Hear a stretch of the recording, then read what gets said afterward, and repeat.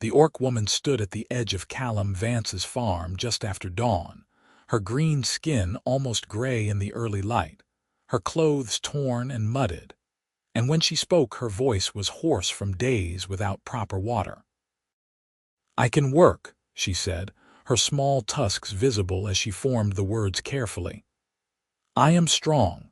I can plow, I can harvest, I can mend fences. All I ask is a place to sleep at night and enough food to keep working." Callum had been carrying a bucket of water to his horses when he saw her, and he set it down slowly, studying the woman before him. She was tall, broad-shouldered, with muscle evident even through her exhaustion. Her dark hair was braided tightly against her skull, practical and severe, and her amber eyes met his with a directness that spoke of desperation held barely in check. He had heard the stories, of course. Everyone had. Orcs to the north had been driven from their territories by human expansion, scattered and hunted, their clans broken. Some had turned to raiding, others had simply vanished into the wilderness, and a few, like this woman, had apparently tried to find a different way. "What is your name?"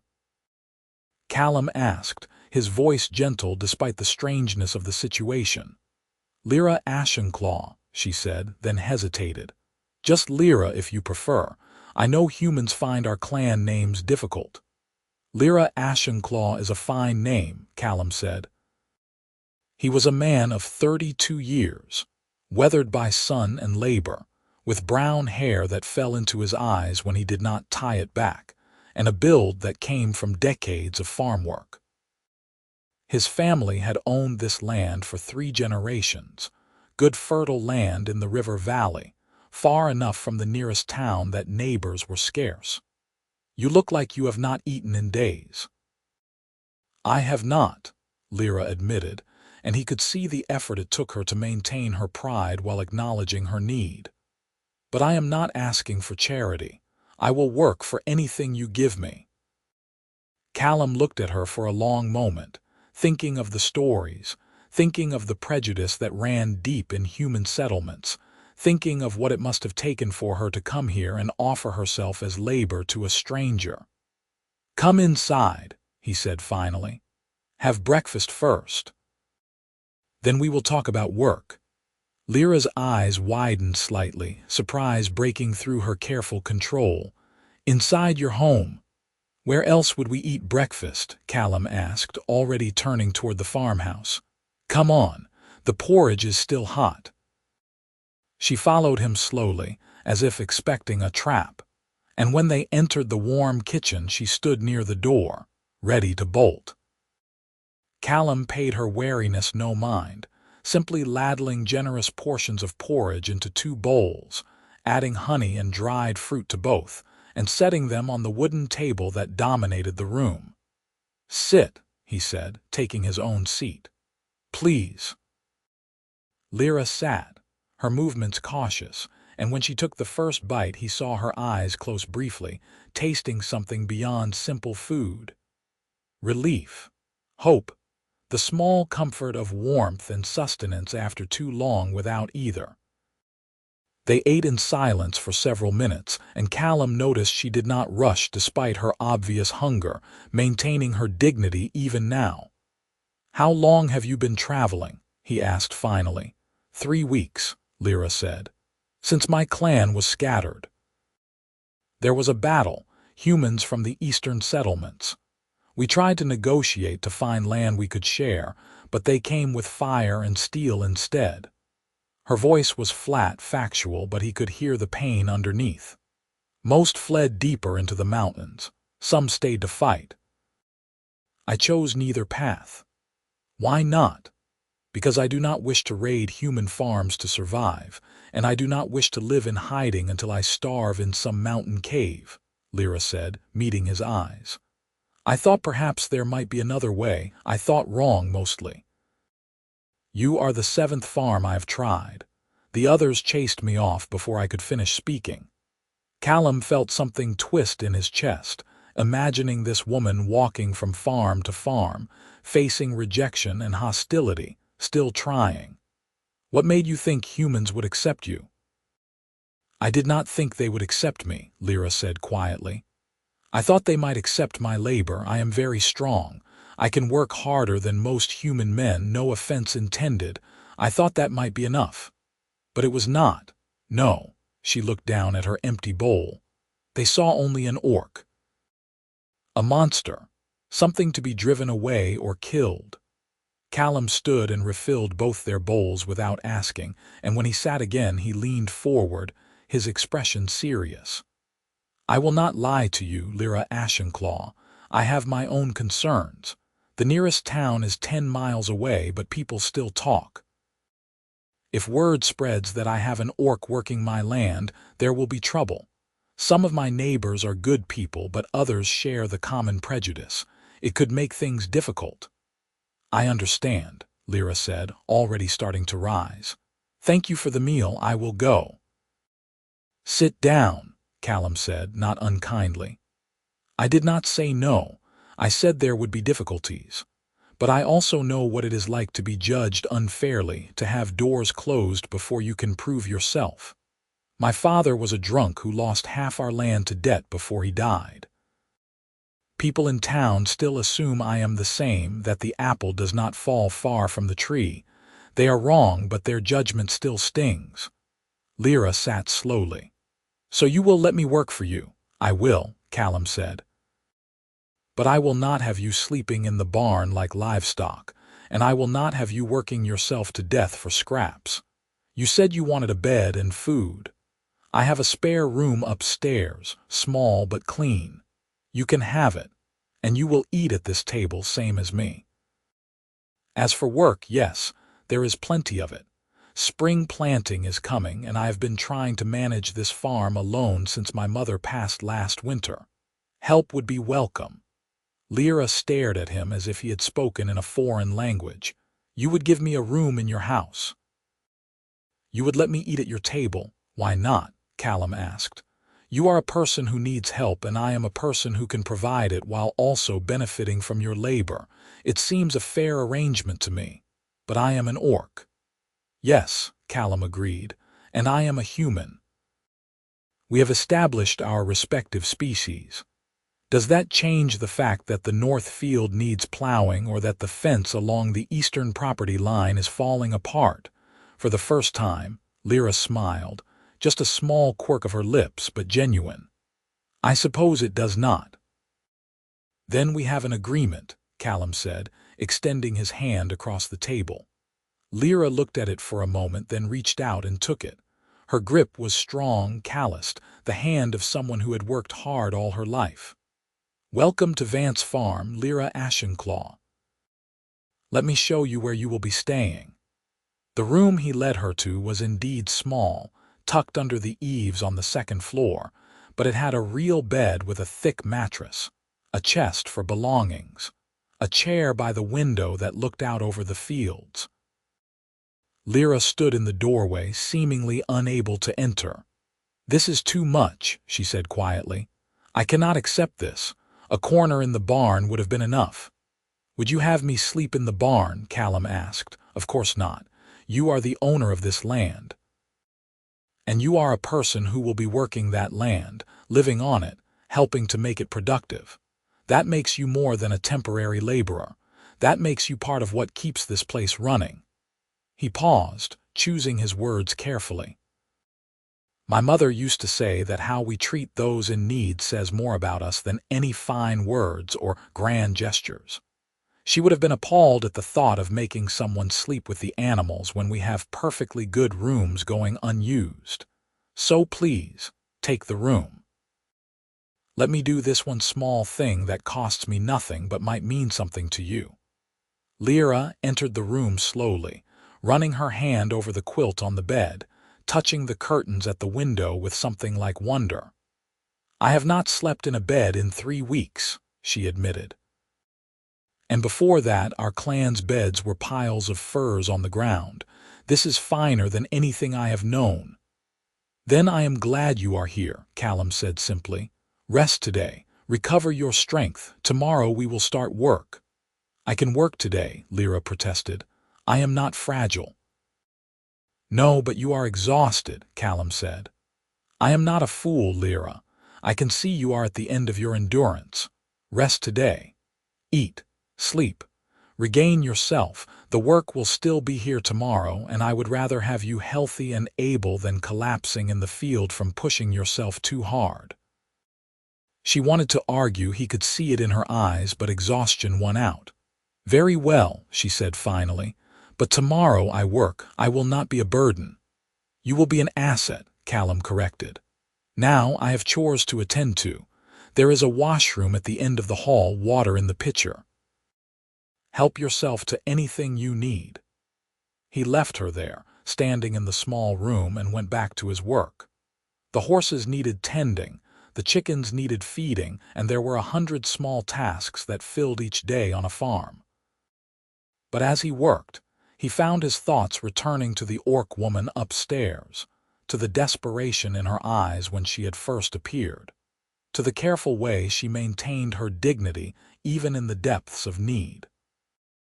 He wondered what would come of this arrangement, whether he had made a wise choice or invited trouble to his doorstep. But he also thought of his mother's words, of the importance of kindness, and he decided that whatever came, he would not regret offering help to someone who needed it. Lira did not appear again until evening. Callum was preparing a simple dinner of roasted chicken and vegetables when he heard footsteps on the stairs, and she appeared in the kitchen doorway, looking more rested but still wary. "I slept too long," she said, almost apologetically. "The bed was too comfortable." "You needed the rest," Callum said, gesturing to the table. "Sit. Dinner is nearly ready." They ate together again, and this time Lira asked questions about the farm, about what crops he grew, what livestock he kept, how much land he managed. Callum answered honestly, explaining that he had 200 acres, half in cultivation and half in pasture, that he grew primarily wheat and barley with a vegetable garden near the house, that he kept horses, cattle, pigs, and chickens. "It is too much for one person," he admitted. "I have been managing, but barely. Fields that should be planted lie fallow. Repairs that should be done are delayed. I had been considering trying to hire help from town, but labor is expensive and scarce." "And now you have me instead," Lira said, "an orc who appeared on your doorstep." "Now I have you," Callum agreed. "If you are willing." "I am willing," Lira said firmly. "I will prove myself to you, Callum Vance. You will not regret taking me in." "I already do not regret it," Callum said. "You seem like a good person, Lira Ashenclaw. That is more than enough for me." She looked at him with an expression he could not quite read, something between gratitude and disbelief, as if kindness was so foreign to her recent experience that she did not know how to process it. They finished dinner in comfortable silence, and afterward Lira insisted on helping with the dishes despite Callum's protests. She moved efficiently, her large hands surprisingly gentle with the crockery, and he found himself appreciating the simple companionship after months of solitary evenings. That night, lying in his own bed, Callum heard the creak of floorboards from the room down the hall and wondered if Lira was also finding sleep difficult, if she was lying awake thinking about the strangeness of this new situation. But eventually the house fell silent, and he drifted off hoping that tomorrow would go well. Dawn came cold and clear, and Callum woke to find Lira already in the kitchen, having somehow figured out how to prepare porridge. "I hope you do not mind," she said when he appeared. "I am used to rising early, and I thought I should start as I mean to continue." "I do not mind at all," Callum said, surprised and pleased. They ate quickly, and then he led her outside to survey the work that needed doing. The spring morning was crisp, the air smelling of thawed earth and new growth, and as they walked the fields Callum explained his plans for the season. "The north field needs to be plowed first," he said, pointing to a broad expanse that had lain fallow over winter. "Then planted with wheat. The south field will be barley. I have seed stored in the barn and the plow is in good repair, but it is hard work. Usually takes me a week to do the north field alone. Show me the plow, Lira said, and your strongest horse. Callum harnessed Thunder, a massive draft horse with a patient temperament, and brought out the plow.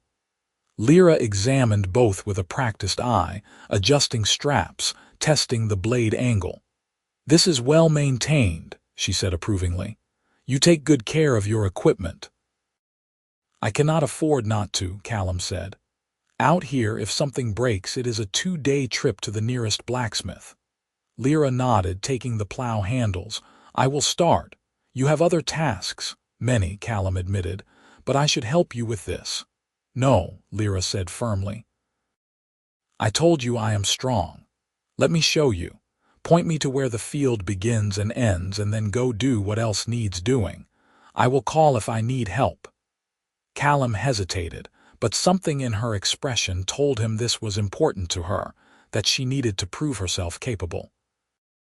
So he showed her the boundaries of the north field, ensured she understood the work, and then left her to it, heading off to repair the eastern fence.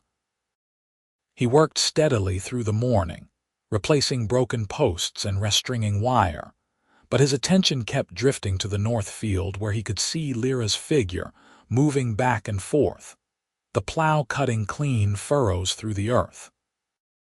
Even from a distance, he could tell she was working at a pace he could never have managed, her orc strength making the difficult labor look almost easy. At midday, he brought water and bread with cheese to the field, and found Lira had already completed nearly a quarter of the plowing. She was breathing hard but grinning, clearly pleased with herself. "This is good work," she said, accepting the water gratefully. "Physical, honest work. I have missed it." "Your clan did not farm?" Callum asked, sitting beside her in the newly turned earth. "Some," Lira said. "But our lands were rocky, difficult. We were more hunters, gatherers. The farming we did was small enough to supplement but not sustain us." She looked out over the field, her expression distant. "I always thought if we had land like this, we could have built something lasting. Could have proven to humans that we were not monsters or savages, just people trying to live." "You still can," Callum said quietly. "Maybe not with your clan, not now. But here you can build something. Help me make this farm thrive. That would prove more than any words ever could." Lira turned to look at him, her amber eyes intense. "Why do you have such faith in me? You do not know me. For all you know, I could be everything humans fear. I could steal from you, harm you, betray your kindness." "You could," Callum acknowledged, "but I do not think you will. Call it instinct, call it hope. But when I look at you, I see someone who has been dealt unfairness and yet still tries to find an honest way forward. That speaks to character, Lira. That tells me more about who you are than any reputation or prejudice ever could." She held his gaze for a long moment, and he saw her swallow hard, some emotion moving across her face that she quickly controlled. "I will not betray your faith," she said, her voice rough. "I swear it." "I know," Callum said, and found that he meant it completely. They returned to work, and by evening the north field was half plowed, an achievement that would have taken Callum 3 full days alone.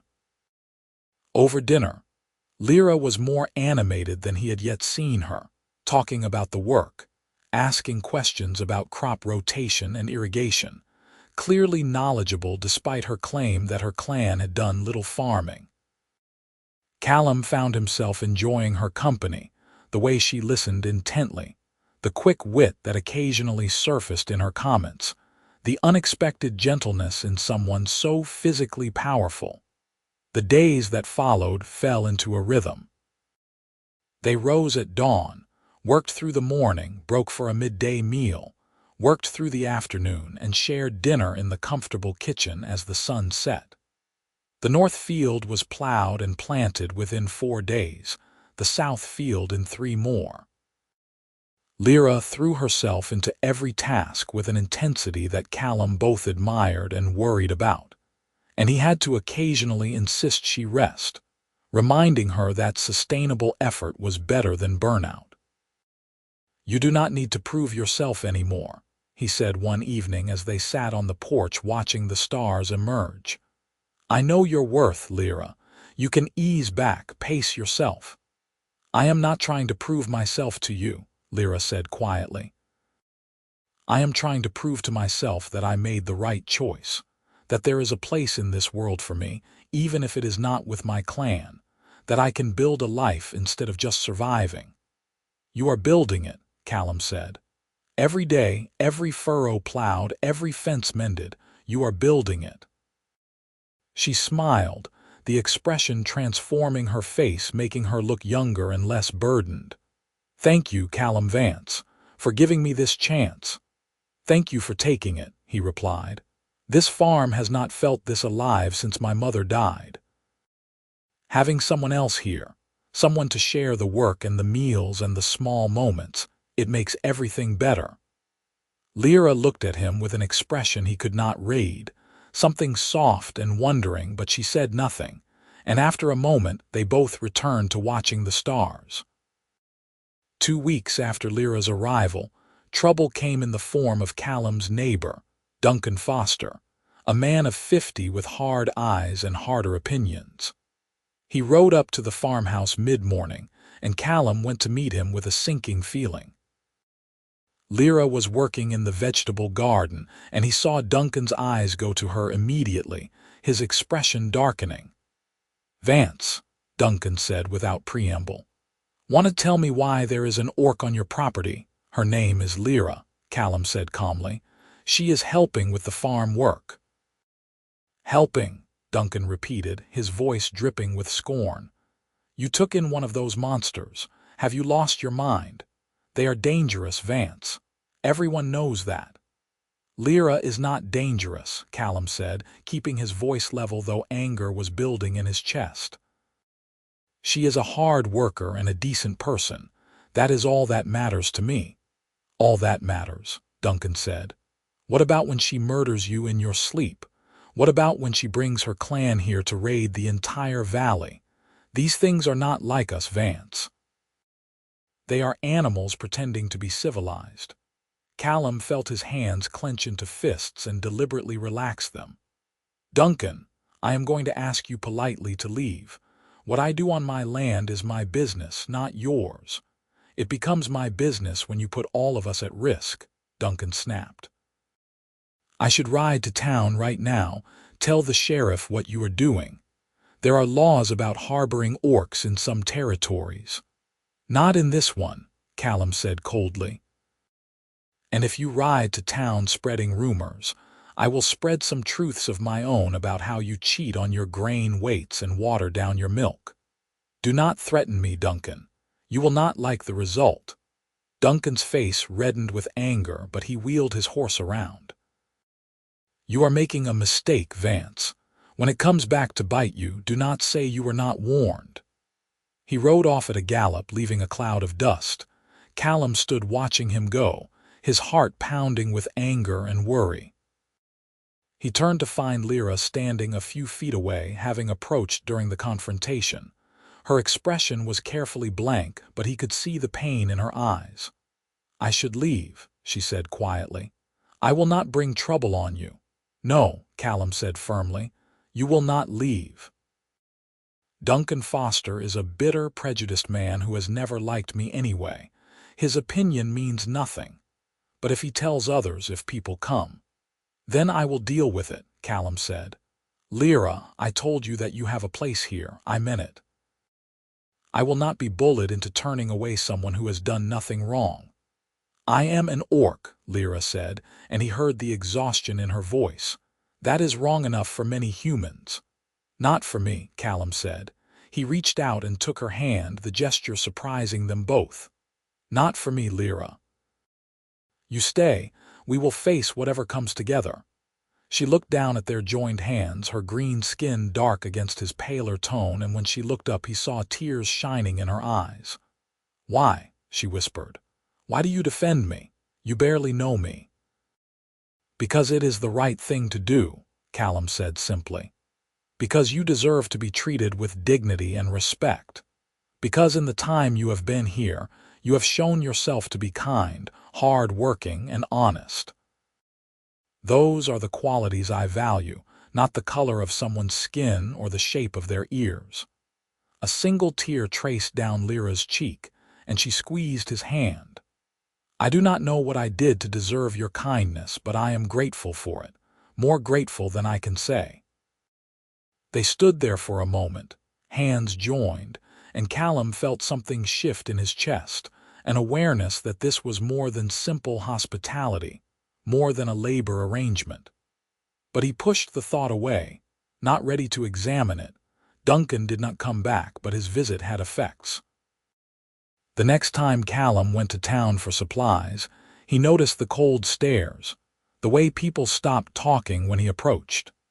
The shopkeeper was curt with him, and several people he had considered friends crossed the street to avoid speaking to him.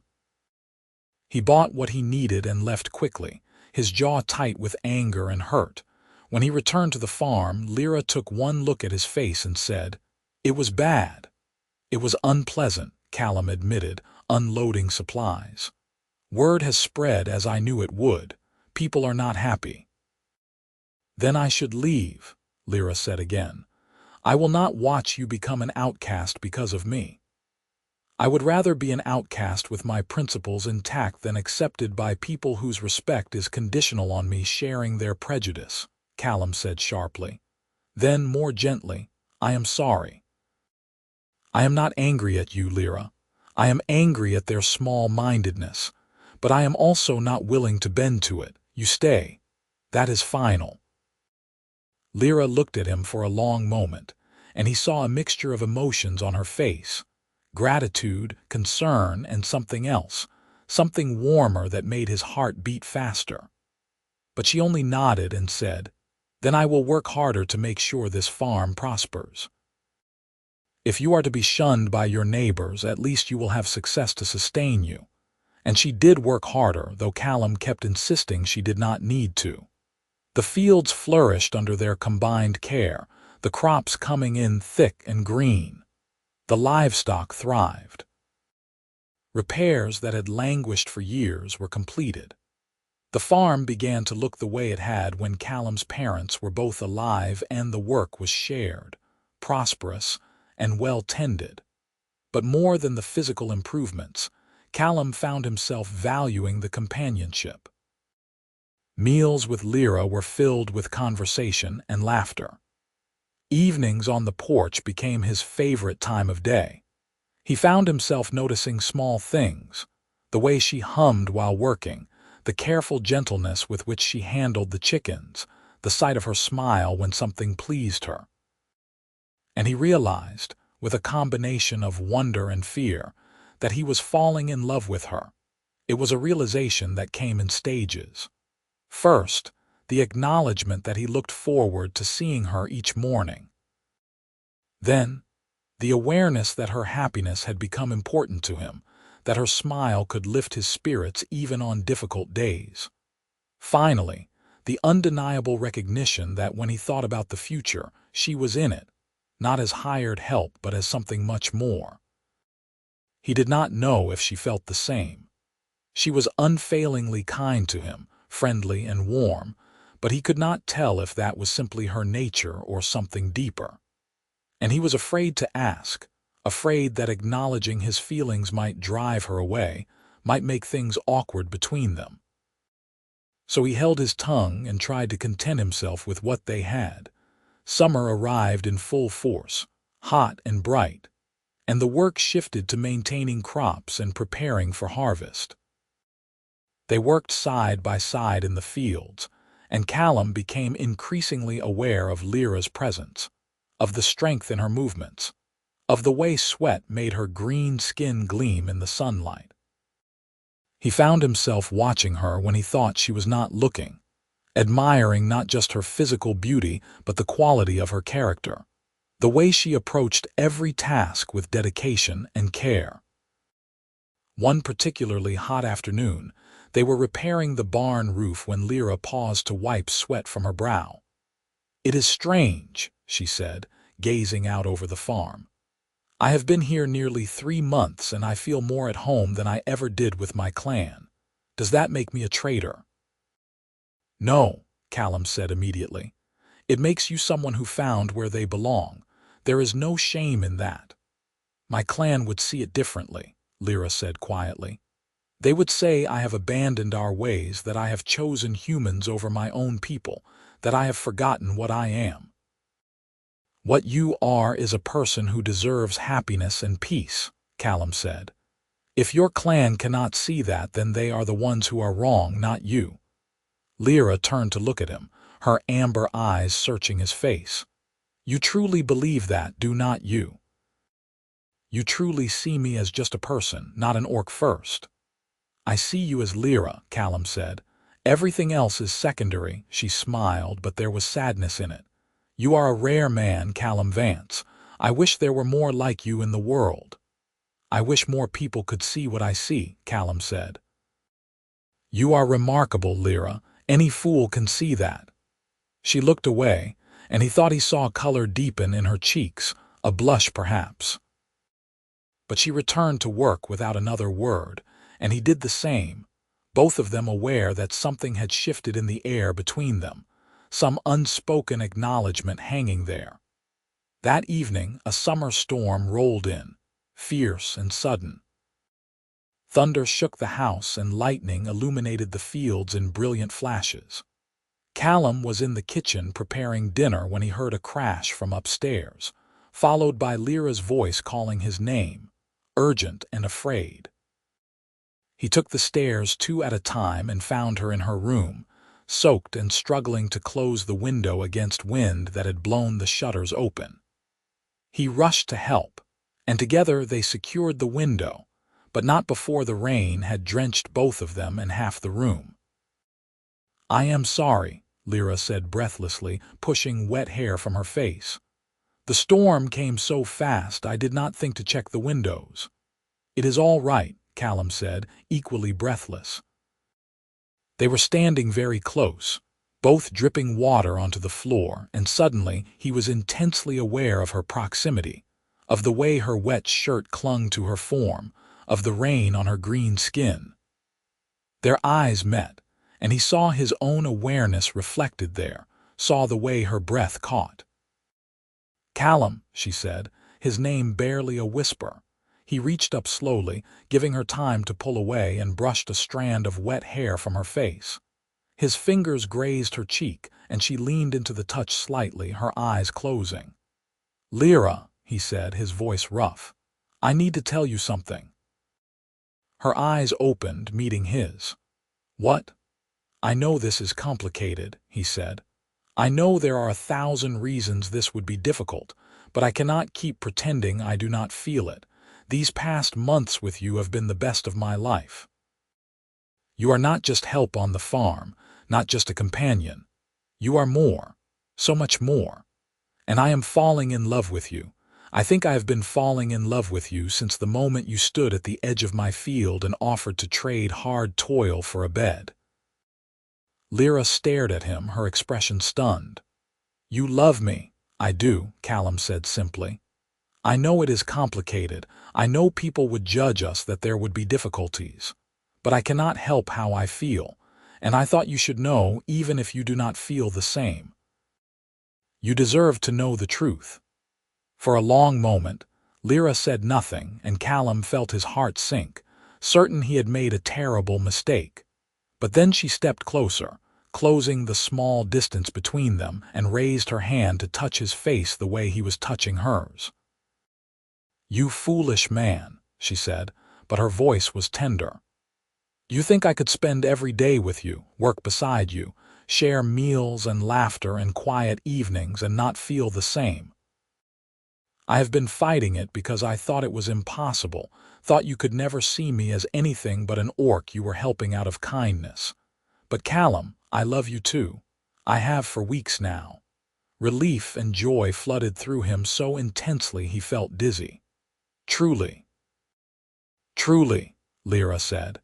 And then she was kissing him, or he was kissing her. It was impossible to tell who moved first. The kiss was warm and sweet despite their rain-chilled skin, and Callum felt as if everything in his life had been leading to this moment, this connection. When they finally pulled apart, both were breathless, and Lira was smiling in a way he had never seen before, radiant and unguarded. "What do we do now?" she asked. "This will not be easy, Callum. The prejudice, the judgment. We face it together," Callum said firmly. "Lira, I told you that you had a place here. I meant it in every possible way, not just as someone who works the farm, but as someone who shares my life. If you will have me, if you are willing to face the difficulties, then I want you here. I want us to build a life together." "Are you asking me to stay permanently?"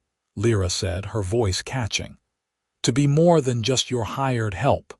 I am asking you to be my partner," Callum said, "in every sense of the word. To share this land, this life, this future. I know it is fast. I know we have only known each other a few months, but I also know what I feel. And I know I do not want to imagine my life without you in it." Tears were streaming down Lyra's face now, mingling with the rain. "Yes," she said. "Yes, Callum, I will stay. I will build this life with you. I want nothing more." They kissed again, longer this time, and Callum felt as if his heart would burst with happiness. Outside, the storm raged on, but inside, in the small room under the eaves, everything was warm and bright and full of promise. They pulled apart eventually, both aware that they needed to dry off and that dinner was burning on the stove.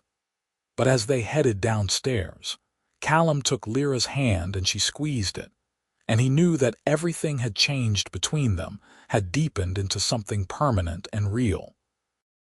The next few weeks were the happiest of Callum's life. He and Lira worked the farm together as before, but now there was an openness between them, an easy affection that colored every interaction. They held hands while walking the fields.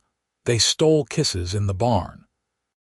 They sat close together in the evenings, Lira leaning against Callum's shoulder as they watched the sunset. But their happiness existed in a bubble that could not last indefinitely. One afternoon in late summer, as the wheat was turning golden and harvest was approaching, a group of riders appeared on the road to the farm. Callum counted 6 men, all armed, led by Duncan Foster. His stomach sank. "Stay in the house," he told Lira, but she shook her head. "No. If this is about me, I should be there. We face things together, remember?" Callum wanted to argue but knew she was right. They walked out together to meet the riders who stopped in the farmyard. Duncan dismounted, the other men following suit. Callum recognized most of them, neighbors and men from town, all wearing grim expressions. "Vance," Duncan said, "we need to talk." "Then talk," Callum said, keeping his voice calm though his heart was racing. "But do it quickly. We have work to do." "The work you do with that orc," Duncan said, gesturing at Lira. "That is what we are here about. Vance, you have had your fun, made your point or whatever this was. But it is time to be sensible. Send the creature away. Things are getting tense. People in town are upset." "What people do in their own minds is their problem, not mine," Callum said. "Lira stays. I have told you this before." "You do not understand," another man spoke up, someone Callum recognized as the shopkeeper. "It is not just about your farm anymore. There have been orc raids to the south, real ones. A farm was burned, people killed. Folks are scared, and having an orc living openly in the valley is not helping." "Lira has nothing to do with those raids," Callum said firmly. "She has been here for months, working peacefully. She is not a threat." "She is one of them," Duncan said, "and people are saying if you will not get rid of her, we should do it for you, for the good of the community." Callum felt cold fury wash over him. "Is that a threat, Duncan?" "It is a warning," Duncan said. "We are trying to do this peaceful. Send her away. Give her some supplies, send her on her way, and things go back to normal. You can rejoin the community, or you can be stubborn and things get difficult." "Difficult how?" Callum asked, his voice dangerously quiet. Accidents happen on farms, Duncan said. Fires especially. Would be a shame if something happened to your barn, your crops, and you might find it hard to sell your harvest, hard to buy supplies. We can make life very unpleasant for you, Vance. Get off my land, Callum said, his voice like iron. Get off now before I go get my rifle and remove you by force. You are choosing her over your own kind, Duncan asked incredulously. Over your livelihood, your place in this community. I am choosing what is right over what is easy, Callum said. I am choosing to stand by someone I care about rather than bow to prejudice and fear. Now get off my land. The men remounted, but Duncan paused. You are making a mistake, Vance. A big one. And when things fall apart, remember we gave you a chance. They rode away, and Callum stood watching them go, his hands shaking with suppressed anger. Lira touched his arm gently. Callum, maybe they are right. Maybe I should go before this escalates. No, Callum said fiercely, turning to face her. No, Lira, I will not let them bully us. I will not let fear and hatred win. You are staying, and we will deal with whatever comes. But your farm, your livelihood, means nothing without you, Callum said. Do you not understand? I love you, Lira. I want to build a life with you. What kind of life would it be if I abandoned you at the first sign of trouble? What kind of man would I be? A sensible one, Lira said, but she was crying. A man who did not throw everything away for an orc. A man without honor, Callum said. A man without integrity. I would rather lose the farm than lose myself, and I would rather face anything than lose you. She embraced him then, holding him tightly, and he held her back, feeling the strength of her and the tremor of fear in her frame. What do? She whispered. We prepare, Callum said. We make sure the farm is secure.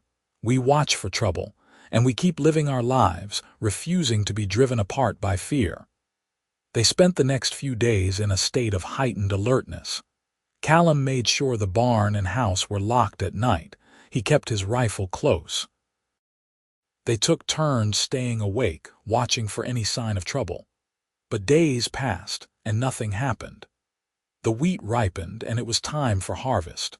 Harvesting was back-breaking work even with two people, cutting the grain by hand with scythes, bundling it, loading it onto the wagon.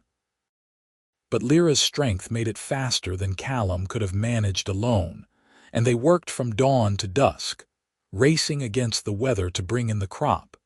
They were halfway through the harvest when Callum saw smoke on the horizon.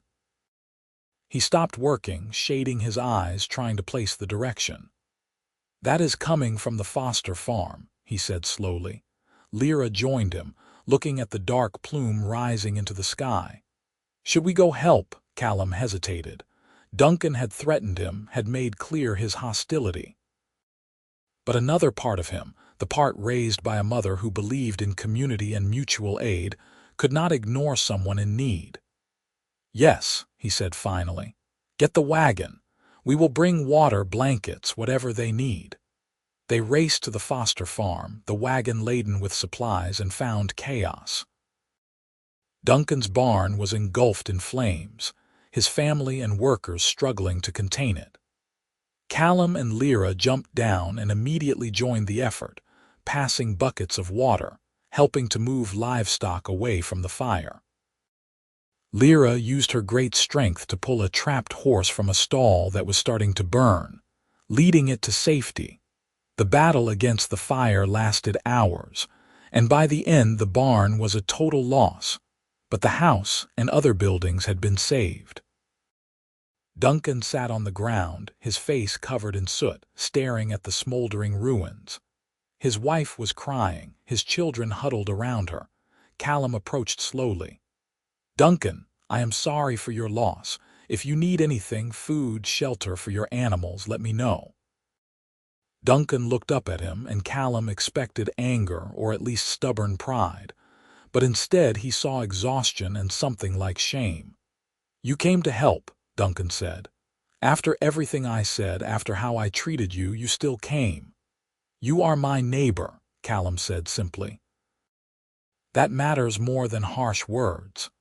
Duncan's gaze shifted to Lira, who was tending to the rescued horse, speaking to it in a soothing voice. She pulled Lightning out of the barn, Duncan said quietly. Could hear him screaming but could not get to him. The heat was too much. But she went in anyway, saved him. She is a good person, Callum said. I've been trying to tell you that. Duncan was quiet for a long moment, then stood, swaying slightly with exhaustion. He walked over to where Lira stood, and she turned to face him warily. I owe you an apology, Duncan said, his voice rough. More than one.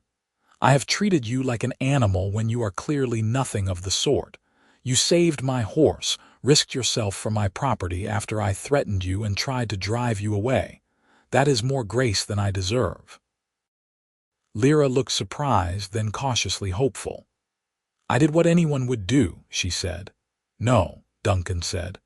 Most folks would have stayed home, would have said I got what I deserved. But you came, you helped.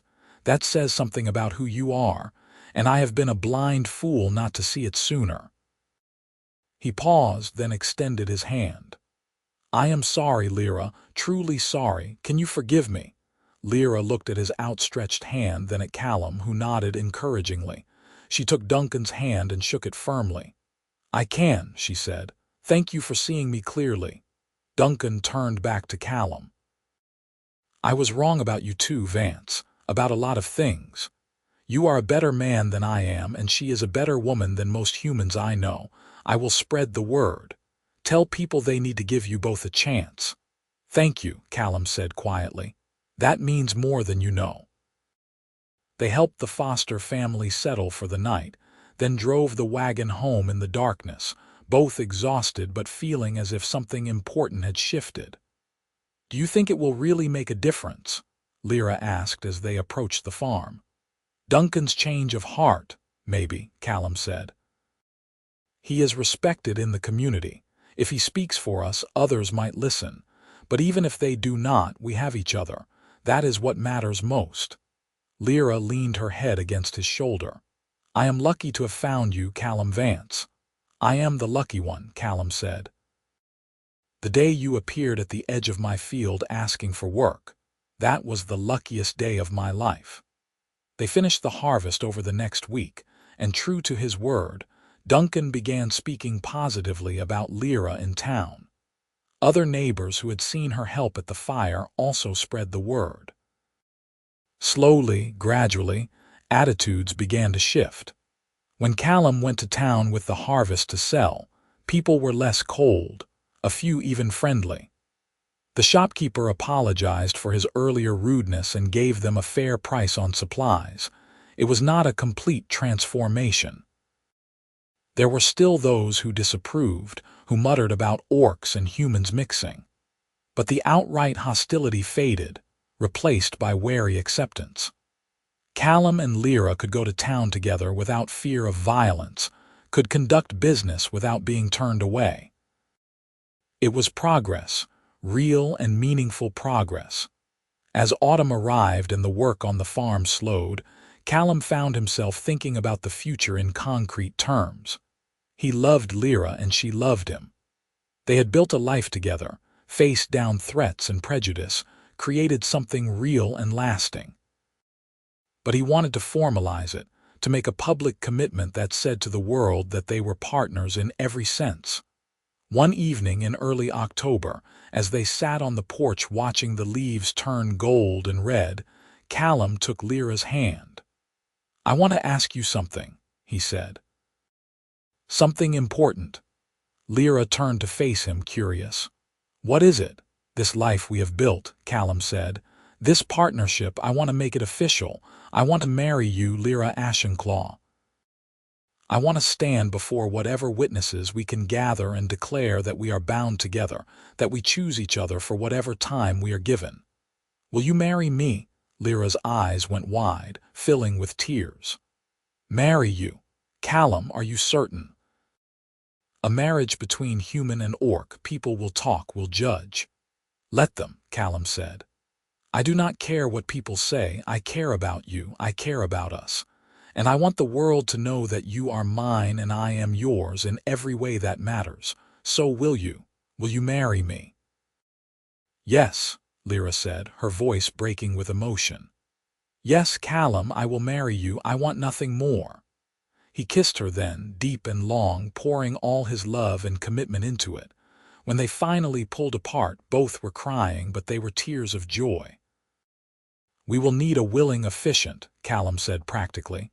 Someone who will perform the ceremony. That might be difficult. What about the circuit preacher? Lira suggested. Father Benedict, the one who came through town in summer. He seemed like a kind man. He is, Callum agreed.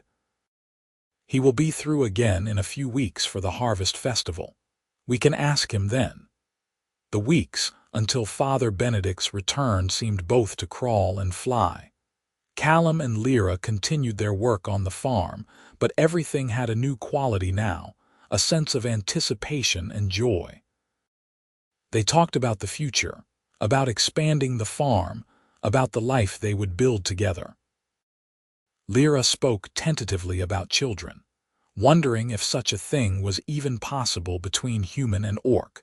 And Callum said that whether or not they had children of their own, they could always provide a home for those who needed it, the way he had provided a home for her. When Father Benedict finally arrived in town for the harvest festival, Callum and Lira went to speak with him. The old preacher listened to their story, asked thoughtful questions, and finally smiled. I see no reason why I should not perform this marriage, he said. Love is a gift from the divine in whatever form it takes. If you two have found it together, who am I to stand in the way? The wedding was planned for the following week, to give time for word to spread and for people to decide if they would attend. Callum invited everyone he knew, expecting most to decline, but was surprised when many said they would come. Duncan Foster and his family were first to confirm attendance. The shopkeeper agreed to provide food. Even the town sheriff, who had been coldly neutral before, said he would be there. The day of the wedding dawned clear and beautiful, autumn at its finest. They held the ceremony in the farmyard, under the old oak tree that stood near the house. Father Benedict officiated, his voice strong and sure. Lira wore a simple dress that she had sewn herself, white with green embroidery, and she looked more beautiful than Callum had ever seen her. He wore his best suit, carefully preserved from his father's funeral, and tried not to shake as Father Benedict began the ceremony. We are gathered here today to witness the union of Callum Vance and Lira Ashenclaw, Father Benedict said. Two people from different worlds who have found in each other a partner, a friend, a love worth fighting for. Their road has not been easy. They have faced prejudice, hostility, threats. But they have also shown us something important, that love transcends all boundaries, all differences. That the content of our character matters more than the circumstances of our birth. Callum looked at Lira and saw tears glistening in her eyes, her smile radiant.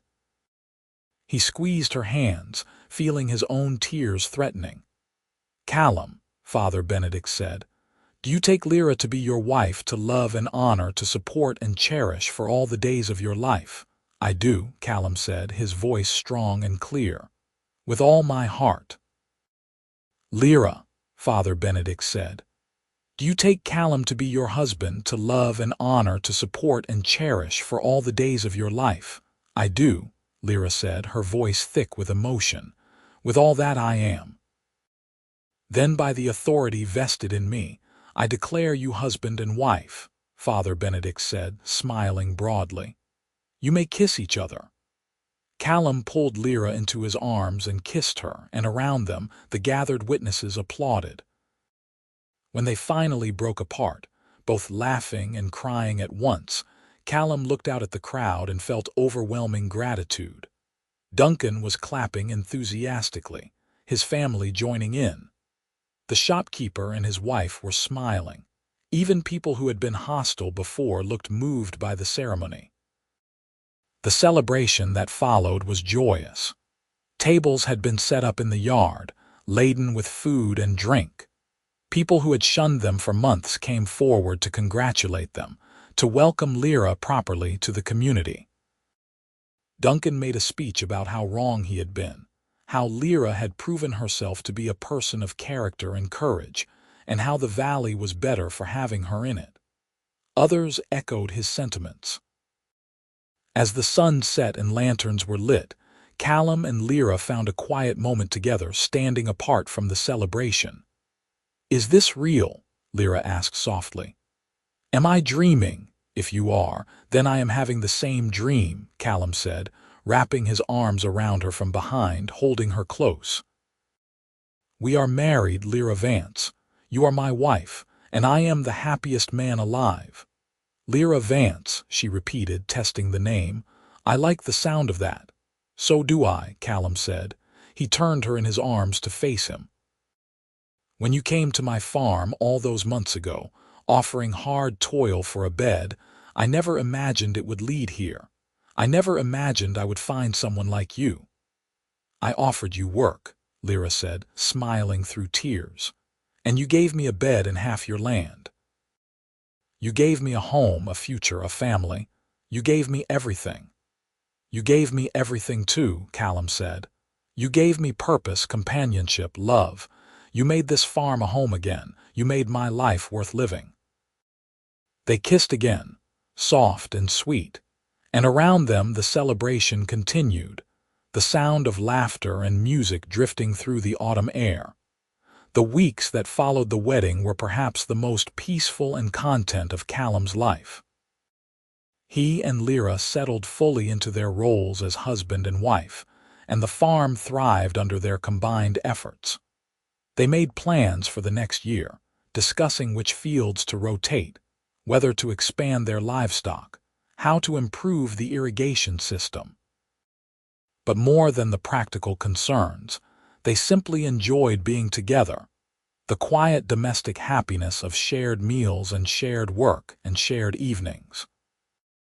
Winter came, cold and slow, and they spent long evenings by the fire, Lira teaching Callum some of the orc language she had grown up with, Callum teaching her to read and write in human script, something her clan had never prioritized.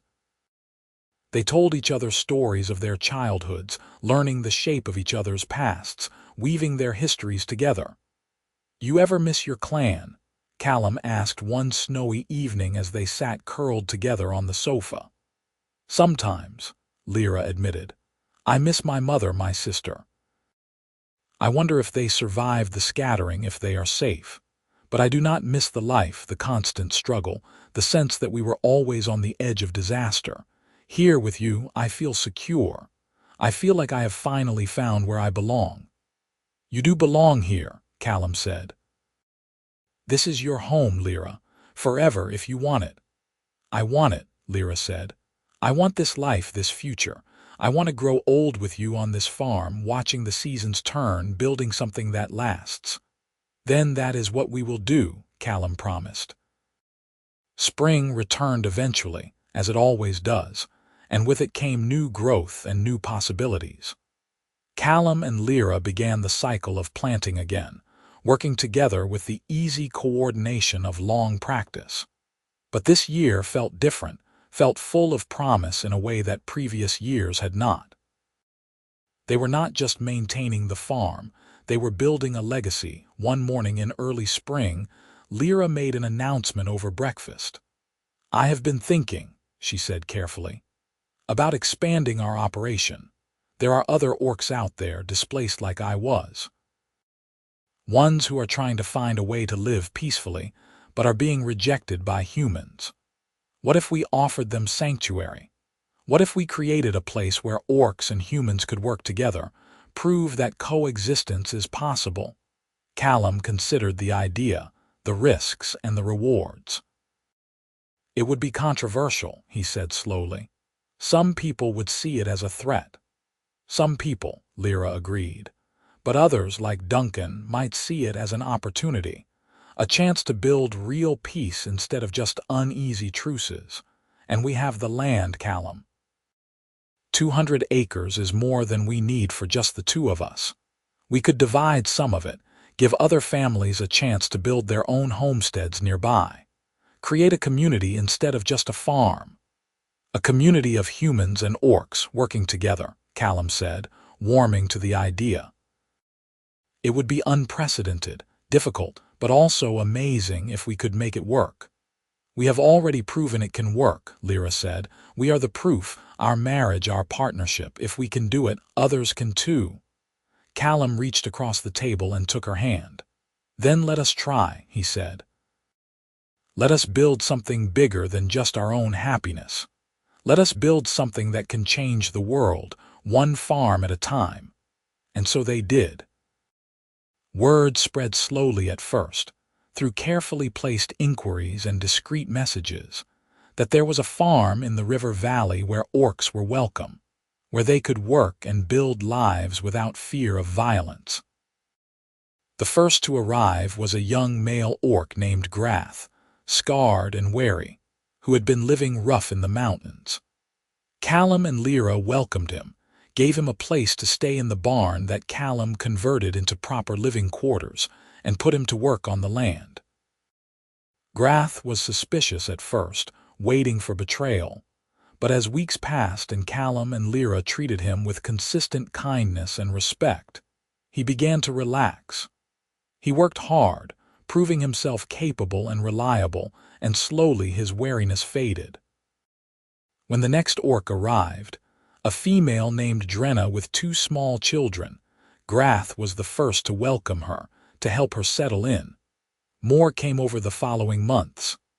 A mixed family, half-orc children with a human father who had been driven from his town for his choice of partner. An elderly orc couple who had lost everything when their village was burned. Young orcs looking for a different path than raiding or hiding. Each was welcomed, given land to work or build on, integrated into the growing community. It was not always easy. There were tensions, misunderstandings born of cultural differences, moments when old prejudices surfaced. But Callum and Lira worked tirelessly to mediate conflicts, to teach by example, to show that cooperation was possible if people were willing to try. And slowly, grudgingly, then more enthusiastically, the community began to thrive. The humans in the nearby town had mixed reactions. Some were supportive, seeing the economic benefits as the settlement grew and needed supplies. Others remained hostile, muttering about the orc infestation. But as time passed, and no violence or raiding occurred, as the settlement proved itself peaceful and productive, even the skeptics began to soften. Duncan Foster became one of their strongest advocates, speaking at town meetings about the good work being done, about how the settlement had helped his own farm by providing additional labor during harvest. The sheriff, initially wary, became a regular visitor, ensuring that laws were followed but also that the settlement residents were protected from harassment. 2 years after Lira first arrived at Callum's farm, the settlement had grown to include 15 families, a mix of orcs, humans, and mixed family units. They built a common hall for meetings and celebrations, a school to teach the children, a proper road connecting the farms. It was still small, still fragile, but it was real. It was proof that a different way was possible. On their second wedding anniversary, Callum and Lira stood on the porch of their farmhouse, looking out over the land that had become so much more than just a farm. Children were playing in the field, human and orc together, their laughter carrying on the wind. Smoke rose from chimneys scattered across the valley. In the distance, they could see Grath and Drenna working side by side on the irrigation project that would serve all the farms. "We did this," Lira said softly, leaning against Callum. "We built this." "You did this," Callum corrected. "You had the vision, the courage to imagine it could be different. No, Lira said, turning to face him. We did this together. I could never have done it alone. It took your kindness, your willingness to see me as a person when everyone else saw a monster. It took the home you gave me, the love you showed me. Everything grew from that first moment when you offered me not just a bed for my labor, but dignity, respect, a place at your table and in your life. I offered you a bed and you gave me a future, Callum said. Seems like I got the better end of that bargain. Lira laughed, the sound bright and joyful. We both did, she said. We both found exactly what we needed. They stood together in the fading light, watching their community settle in for the evening, and Callum felt a profound sense of gratitude and accomplishment. The road had not been easy. There had been threats, challenges, moments when success seemed impossible. But they had persevered, held firm to their principles, and built something beautiful and lasting. You ever think about that first morning? Callum asked. When you stood at the edge of the field and offered to work for a place to sleep. I think about it often, Lira said. I was so desperate, so certain I would be turned away again. And then you said yes. You said yes and gave me so much more than I asked for. You asked for hard toil and a bed, Callum said. And I gave you the bed and half my land too. Seems only fair. Lira turned to him, her amber eyes shining with unshed tears. You gave me everything, Callum Vance. A home, a family, a purpose. You gave me love when I had lost hope of ever finding it. You gave me a future when I thought I had none. You looked at an orc covered in mud and exhaustion and saw someone worth saving. I saw someone worth knowing, Callum corrected gently. Someone worth loving, and I was right. You are the best thing that ever happened to me, Lira, the very best thing. They kissed as the sun set over the valley, over the land they had built together, over the community they had created from nothing but hope and hard work, and the radical belief that love could transcend all boundaries. And in that moment, as the first stars began to appear in the darkening sky, Callum knew with absolute certainty that he had made the right choice, that every challenge had been worth it, that this life they had built was exactly what both of them needed. The seasons continued their eternal cycle, and the settlement grew and flourished. More families arrived, drawn by stories of the place where orcs and humans lived in peace. Trade relationships developed with surrounding towns. The children of the settlement, growing up with friends of both species, saw nothing strange in their diversity, accepting it as simply the way the world was. Callum and Lira remained at the heart of it all, the foundation upon which everything else was built. Their farm was still the largest, still the anchor of the community, and their partnership was still the model that others looked to. When disputes arose, they mediated. When celebrations were planned, they hosted. When new arrivals came, uncertain and afraid, it was Callum and Lira who welcomed them, who gave them hope that a different life was possible. 5 years after Lira first arrived, she gave birth to their first child, a daughter with green-tinged skin and her mother's amber eyes, human enough to pass in most places but marked enough to show her heritage. They named her Clara, after Callum's mother, and Ashara, after Lira's. Lira Vance, a child of two worlds, born into a community that would celebrate both parts of her identity. Callum held his daughter for the first time and felt his heart expand in ways he had not known were possible. She is perfect, he said, his voice choked with emotion. She is ours, Lira said, tired but radiant. Proof that love can create something new, something beautiful. The community celebrated Clara's birth with a festival that lasted 3 days, humans and orcs coming together to welcome the newest member of their settlement. There was music and dancing, feasting and storytelling, and through it all, Callum felt overwhelmed by gratitude for the life he had been given, for the woman who had appeared at his door asking for nothing more than a place to work, who had given him everything. As the years passed and Clara grew, she was joined by two more siblings, a brother and another sister, each a unique blend of their parents' heritages. The farm prospered. The settlement expanded. And Callum and Lira grew older together, their love deepening with each passing season, each shared challenge, each quiet evening sitting on the porch watching the sun set over land they had transformed. There were still difficulties, of course. Prejudice did not disappear overnight, and there were incidents, moments when the old hatred surfaced. But each time, the community came together to address the problem, to reaffirm their commitment to peace and cooperation. And each time, they emerged stronger, more unified.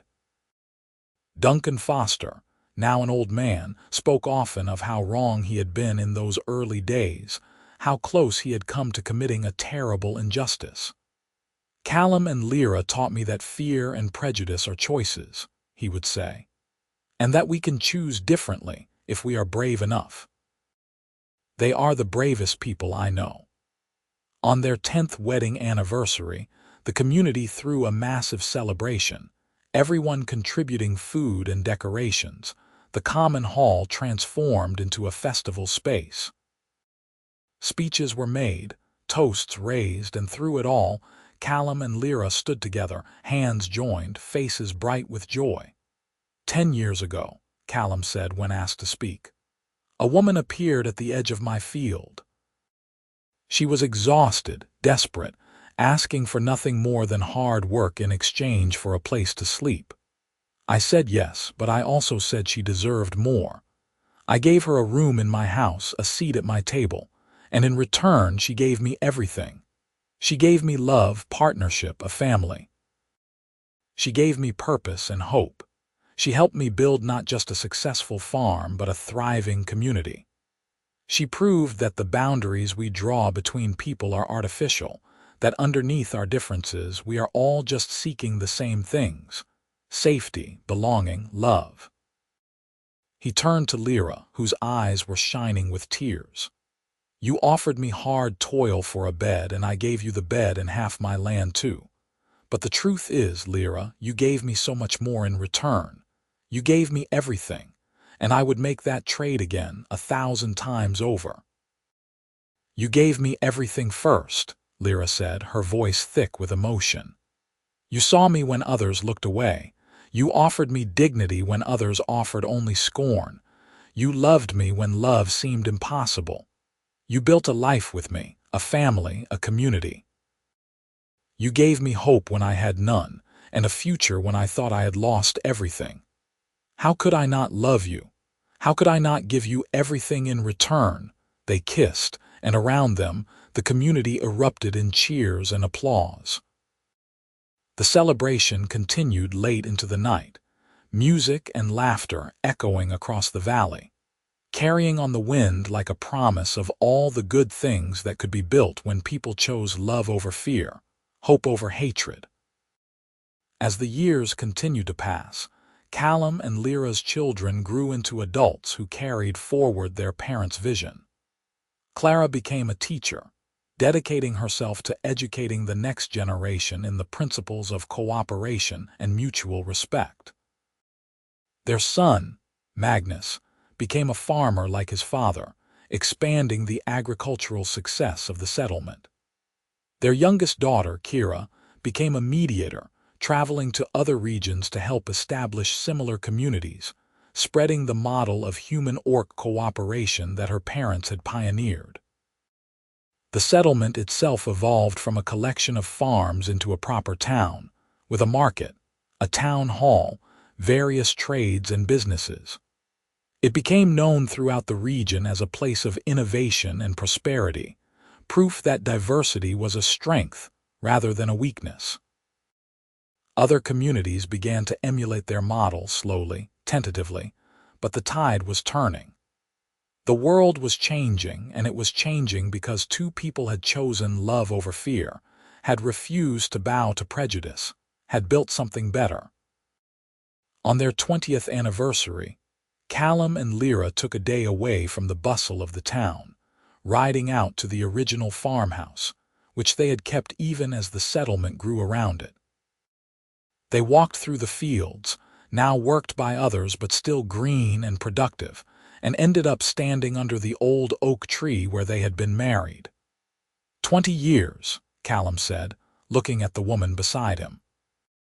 Her hair was streaked with gray now, her face lined with years of sun and work and laughter. She was, in his eyes, more beautiful than ever. 20 years since you appeared at the edge of this field. Can you believe it? Some days it feels like a lifetime, Lira said. Other days it feels like yesterday, but every day has been a gift, Callum. Every single one. What do you think your younger self would say if she could see this? Callum asked. That desperate woman offering to trade Toil for a bed, Lira smiled, her tusks glinting in the afternoon light. I think she would be amazed. I think she would hardly believe that so much could grow from such a simple transaction. That offering to work a field could lead to love, marriage, children, an entire community. That one human's kindness could change not just her life, but the lives of hundreds. And what would my younger self say? Callum mused. That lonely farmer trying to manage too much land alone. I think he would be proud, Lira said. Proud of what he built. Proud of the choice he made to see past prejudice to the person underneath. Proud of the family he raised and the legacy he created. Callum pulled Lira close, wrapping his arms around her, feeling the solid warmth of her presence. I offered you a bed, he said softly, and half my land, and you gave me the world. We gave each other the world, Lira corrected.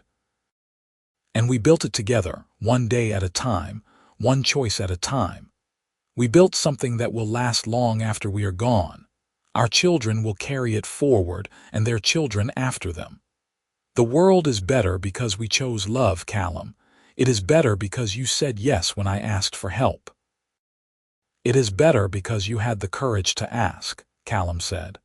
Because you refused to give up, even when every door closed in your face. Because you believed that somewhere, someone might see you for who you truly are. They stood together under the oak tree as the sun began to set, casting golden light across the fields they had worked together, across the town they had built together, across the life they had created together. And in that perfect moment, Callum Vance knew with absolute certainty that every choice he had made, every challenge he had faced, every moment of difficulty and doubt had been worth it. Because it had led him here, to this woman, to this life, to this beautiful, improbable, perfect reality. The orc woman had offered hard toil for a bed, and he had given her the bed and half his land too. But what they had built together was worth more than any land, any material wealth. They had built love, family, community, and hope. They had built a future where orcs and humans could live together in peace. They had built something that would outlast them both, a legacy written not in words but in the lives of everyone they had touched. And as the stars began to appear in the darkening sky, as they turned together to walk back to the house that had become a home, Callum felt nothing but gratitude and joy. This was the life he had been meant to live. This was the love he had been meant to find. And he would cherish every moment of it, for all the days he had left.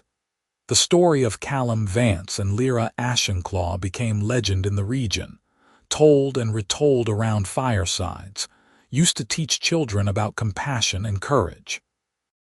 But for the two of them, it was simply their life, the one they had built together from nothing more than a desperate request and a kind answer. It was, in the end, everything they had ever needed, and more than they had ever dared to dream.